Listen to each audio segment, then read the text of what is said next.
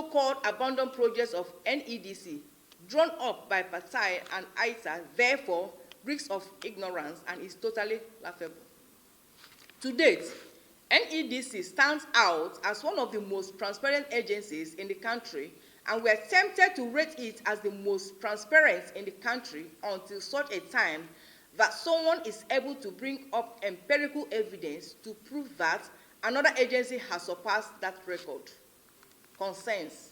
We are concerned that Patai and ITA are acting out as insidious scripts with worrisome consequences. At the very least, we see these two organizations as being driven by hunger that has made their coordinators insensitive to the dangers of plying their blackmail in a commission that is strategic to long-term peace in the terrorism-impacted Northeast geopolitical zone. But we think the attempt of discrediting the leadership of NEDC was not born out of stupidity. Rather, we see Patai and ITA as belonging to the NGO arm of Boko Haram, ISWAP, and their action is part of a larger plot to roll back the progress that has been made in reclaiming the Northeast from these terrorists.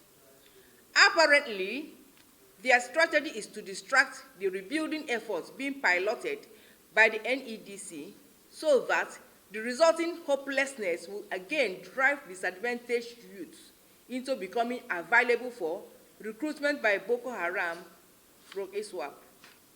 We fervently hope that our intelligence community and law enforcement agencies will review this later angle with a view to asking the operators of Patai and ITA to prove that they are not on errands for Boko Haram through ISWAP.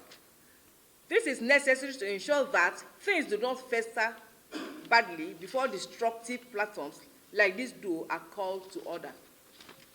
Conclusion.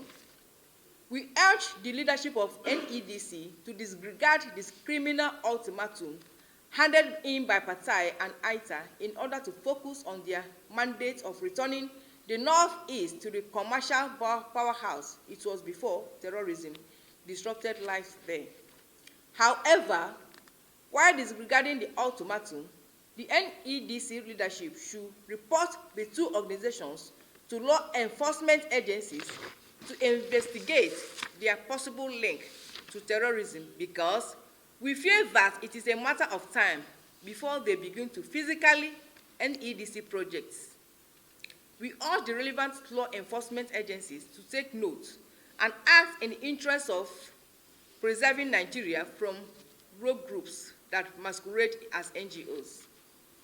Finally, while we advise the public to disregard these two organizations, we call on Patai and ITA to retrace their steps and stop their resort to blackmail.